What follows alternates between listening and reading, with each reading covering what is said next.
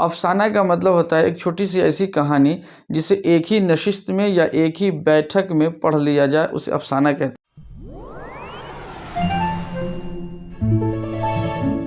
ناظرین اکرام السلام علیکم، امید ہے آپ خیریت سے ہوں گے۔ ہم اپنے YouTube channel fair online پر استقبال اور خیر مقدم کرتے ہیں۔ آج ہم جانیں گے مضمون کے بارے میں۔ یہ نہایت اہم ٹاپک ہے، اس لیے ہم چاہیں گے کہ آپ توجہ سے اور پوری ویڈیو ضرور دیکھیں۔ انشاءاللہ تعالی آپ کو مضمون کے بارے میں اچھی معلومات حاصل ہوگی ہمارے ذریعے سے۔ آئیے ہم چلتے ہیں مضمون کے بارے میں کچھ جاننے کی کوشش کرتے ہیں۔ یہ مضمون ایسے، جسے ہم انگریزی میں ایسے کہتے ہیں، اردو میں مضمون کہلاتا ہے۔ مضمون کسے کہتے ہیں تو یہ ہے کہ عام طور سے کسی خاص موضوع پر جو تحریر قلم بند ہو جائے اسے مضمون کہتے ہیں۔ یعنی مضمون کے لیے یہ ضروری ہے کہ کسی خاص موضوع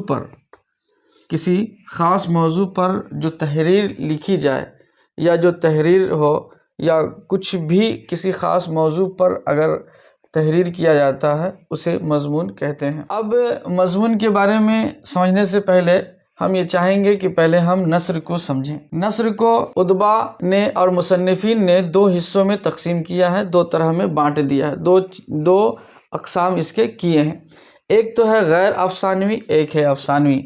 غیر افسانوی کو سمجھنے سے پہلے ہم یہ کہیں گے کہ افسانہ جو کہ افسانوی کے ہی قسم میں سے ہیں، وہ افسانہ کا مطلب ہوتا ہے ایک چھوٹی سی ایسی کہانی جسے ایک ہی نشست میں یا ایک ہی بیٹھک میں پڑھ لیا جائے، اسے افسانہ کہتے ہیں۔ افسانہ کو یوں سمجھا جائے ایک کہانی ہوتی ہے، اور وہی کہانی کہ کبھی بڑی ہو جائے تو داستان کہلاتی ہے، اور کبھی چھوٹی سی مختصر سی ہو جائے تو اس کو افسانہ یا مختصر افسانہ کہتے ہیں۔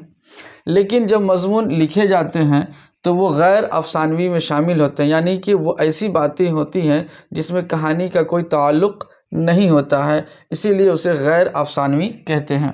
یعنی نثر کو اگر دیکھا جائے تو دو حصوں میں بانٹا گیا ہے، ایک غیر افسانوی میں اور ایک افسانوی میں۔ اب جب نثر کو ہم نے سمجھ لیا ہے کہ وہ غیر افسانوی ہے یا افسانوی ہے، یہ جو مضمون ہے جس کو ہم پڑھیں گے یہ مضمون ہمارا غیر افسانوی میں شامل ہوتا ہے۔ اب کہتے ہیں کہ مضمون جو ہے وہ اس کو بھی بانٹا گیا ہے، اس کو بھی تقسیم کیا گیا ہے، لیکن تقسیم کرنے کا اور مضمون کو بانٹنے کا جو طریقہ کار ہے وہ یہ ہے کہ اسے موضوع یا انداز تحریر کے ہی مطابق بانٹا جاتا ہے۔ یعنی اب مضمون جو بھی لکھے جاتے ہیں اگر ہم اس کو سمجھنے کی کوشش کریں تو سب سے پہلے کہ ہمیں دیکھنا ہوگا کہ اس کے موضوع کیا ہیں، اس موضوع کے اعتبار سے اس ٹاپک کے اعتبار سے ہی ہم مضمون کو الگ الگ حصوں میں تقسیم کر سکتے ہیں۔ ایک موضوع کے اعتبار سے جو ہم تقسیم کرتے ہیں وہ ہے پہلا تنقیدی مضمون، جسے انگریزی میں کریٹیکل ایسے کہتے ہیں۔ دوسرا ہے علمی مضمون، جسے انگریزی میں لٹریری ایسے کہتے ہیں، یعنی لٹریچر سے جڑا ہوتا ہے۔ اور تیسرا ہے ظریفانہ مضمون، جسے لائٹ ایسے بولتے ہیں۔ اور چوتھا ہے انشائیہ، جسے پرسنل ایسے کہتے ہیں۔ تو یہ مضمون اپنے موضوع کے اعتبار سے 4 حصوں میں تقسیم کیا گیا ہے اور 4 حصوں میں بانٹا گیا ہے۔ اب یہ تنقیدی مضمون کسے کہتے ہیں، علمی مضمون کسے کہتے ہیں، اور ظریفانہ مضمون کسے کہتے ہیں، اور انشائیہ یعنی پرسنل ایسے کسے کہتے ہیں، اس کو ایک ایک کر کے اس کی تعریف ہم جانیں گے اور سمجھیں گے کہ یہ تنقیدی مضمون، علمی مضمون، ظریفانہ مضمون اور انشائیہ یہ کہتے کسے ہیں۔ انشاءاللہ تعالی ابھی ہم اس کو سمجھنے کی کوشش کریں گے۔ ناظرین، ہم نے دیکھا مضمون کے بارے میں کہ مضمون کے 4 اقسام ہیں۔ ان چاروں اقسام کی اب تعریف ہم دیکھیں گے اور سمجھنے کی کوشش کریں گے کہ ان چاروں تعریف میں کیا کیا بتایا گیا ہے۔ پہلا ہے کہ تنقیدی مضمون، جس تحریر میں شعر و ادب کی تفہیم اور تعبیر و تشریح کی کوشش کی جائے۔ ان الفاظ کو پہلے ہم سمجھنے کی کوشش کرتے ہیں۔ تنقیدی مضمون یعنی جس تحریر میں، یعنی جس لکھاوٹ میں، جس تحریر میں شعر و ادب کی تفہیم، یعنی کس کی تفہیم؟ تفہیم معنی سمجھ، شعر و ادب کی سمجھ، شعر و ادب کی سمجھ، اور تعبیر و تشریح یعنی ڈسکرائب کرنا یا خلاصہ کرنا یا تفصیلی بیان کرنا یہ کی تحریر کی کوشش کی جائی ہو اسے تنقیدی مضمون کہتے ہیں۔ یعنی کہ تنقیدی مضمون میں یہ سمجھا جائے کہ جو بھی ادبا ہیں، جو بھی مصنفین ہیں، جو بھی رائٹرز ہیں، جو لکھے ہیں، اور جب ان کے تحریر کردہ پر، جب تحریر شدہ پر جب کوئی طرح کا مضمون یا تحریر کیا جائے یا مضمون لکھا جائے تو اسے ہی تنقیدی مضمون کہتے ہیں۔ یعنی کہ یہ سمجھا جائے کہ مرزا اسد اللہ خان غالب نے ایک نظم لکھا، اس نظم پر کوئی مصنفین یا کوئی ادبا اب تحریر کرنا چاہتے ہیں اور یہ بتانا چاہتے ہیں کہ یہ نظم کا معیار کس طرح کا ہے، یعنی کہ وہ کتنا عمدہ ہے، کس طرح کا ہے، اس میں کن کن باتوں کا خیال رکھا گیا ہے اور کن کن باتوں کو نظر انداز کیا گیا ہے۔ ان سب چیزوں کو جب کاٹ چھانٹ کر کے ایک تحریر بنائی جاتی ہے اسے ہی تنقیدی مضمون کہتے ہیں۔ یعنی شعر و ادب کی تفہیم پر جو تشریح کی کوشش کی جائے اسے ہم تنقیدی مضمون کہتے ہیں۔ دوسرا علمی مضمون ہے۔ اس علمی مضمون کو یوں سمجھا جائے کہ جس تحریر میں لکھنے والے کا نقطہ نظر علمی ہو اور تحریر کا انداز عالمانہ شان کا حامل ہو۔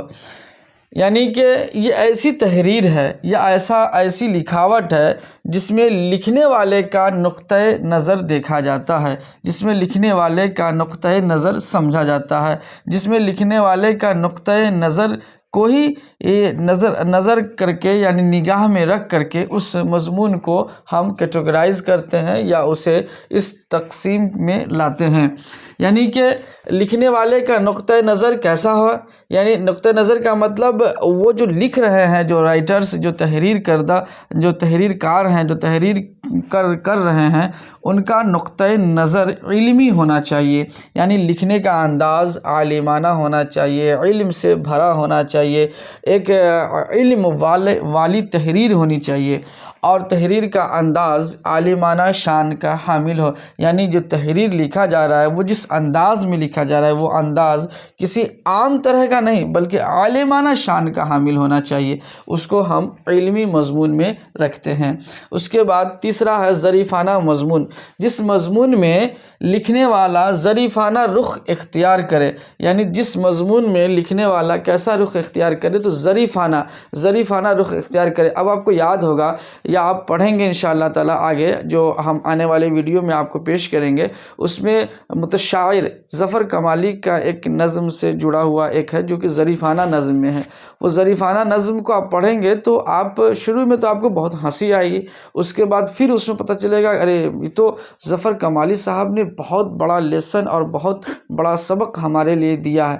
تو ظریفانہ میں یہی کیا جاتا ہے، یعنی کہ ظریفانہ میں ہنستے ہنستے ایک بڑا لیسن دے دینا، ایک بڑا سبق دے دینا، بڑی سبق آموز باتیں بیان کرنا، یہ ظریفانہ میں شامل ہوتا ہے۔ اور اسی طرح کے ظریفانہ مضمون میں بھی لکھا جاتا ہے، یعنی کہ جس مضمون میں لکھنے والا ظریفانہ رخ اختیار کرے، یعنی ظریفانہ طریقہ جب اختیار کرتا ہے تو اسے ظریفانہ مضمون میں شامل کرتے ہیں۔ چوتھا ہے انشائیہ۔ انشائیہ میں یعنی جس تحریر کا انداز ذاتی یا نجی ہو اور بیان کی شگفتگی بھی ہو، یعنی جو لکھا جا رہا ہے اس کا انداز کیسا ہوتا ہے تو ذاتی ہوتا ہے، پرسنل ہوتا ہے، نجی ہوتا ہے، اور وہ مضمون کا جب تحریر کا انداز جب نجی ہو جائے اور جب اپنا ہو جائے، پرسنل ہو جائے تو اسے پرسنل ایسے یا پھر اسے انشائیہ میں شامل کر لیتے ہیں۔ لیکن اس کے ساتھ ساتھ بیان کا جو انداز ہو، لکھنے کا جو انداز ہو، لکھنے کا جو طریقہ ہو، اس میں شگفتگی ہونی چاہیے۔ شگفتگی کا مطلب جس میں سادگی بھی ہو، جس میں سلاست بھی ہو، اور جس میں خوبصورتی بھی ہو، اور جس کا بیان بہت صاف ستھرا اور ایک اچھے انداز میں پیش کیے جائیں، اسے انشائیہ کہتے ہیں۔ یہ تو ہو گئے مضمون کے اقسام۔ مضمون کو ہم لوگ یوں سمجھا جائے، اگر مضمون کی بات کی جائے تو ایک عام طور پر میں آپ کو یہ بتا دوں کہ جب چھوٹے سے کلاس میں جب ہم لوگ جاتے ہیں، یعنی پہلے دوسرے تیسرے کلاس میں جب جاتے ہیں تو استاد بولتے ہیں کہ گائے پر ایک مضمون لکھیے، یعنی گائے کے کتنے پیر ہیں، گائے کی پونچھ ہے، گائے کی آنکھیں ہیں، جو اس طرح سے جب لکھا جاتا ہے، یا کسی بھی چیز کے بارے میں، ہم ایک مثال دیے ہیں گائے کا، لیکن کسی بھی چیز کے بارے میں جب کوئی چیز، کسی چیز پر جب کچھ تحریر کی جاتی ہے، اسے مضمون کہتے ہیں۔ اور مضمون کو یہ ان 4 حصوں میں بانٹ دیا گیا ہے، اور ان 4 طرح کے تقسیم میں بانٹا گیا ہے۔ اور یہ مضمون کو اگر دیکھا جائے تو سب سے بڑا اگر عروج کنہی کے یہاں سے ملا ہے تو وہ سر سید احمد خان ہیں۔ سر سید احمد خان نے مضمون میں بہت بڑا کام کیا ہے، اور مضمون کو کافی عروج اور بلندی دیا ہے۔ جیسے کہ ریا دیکھیے، ایک ریا مضمون ہے جو کہ سر سید احمد خان کے ہیں۔ سر سید احمد خان نے اپنی جو تحریک چلائی، ترقی پسند تحریک، اس میں مضمون پر انہوں نے کافی زور دیا ہے۔ اس کے بعد مولانا شبلی ہیں، اس کے بعد مولانا الطاف حسین حالی ہیں، اس کے بعد مہدی افادی ہے، مولانا سید سلیمان ندوی ہیں۔ یہ سب ایسے بڑے بڑے ادبا ہیں جنہوں نے مضمون کو عروج پہنچایا ہے، اور مضمون میں بہت سارا کام کیا ہے۔ اس کے علاوہ بھی بہت سارے ادبا ہیں، بہت سارے ایسے اتنے ادبا ہیں کہ ان کا نام اگر ہم لینا چاہیں تو شاید ہمیں ابھی یاد بھی نہیں ہو۔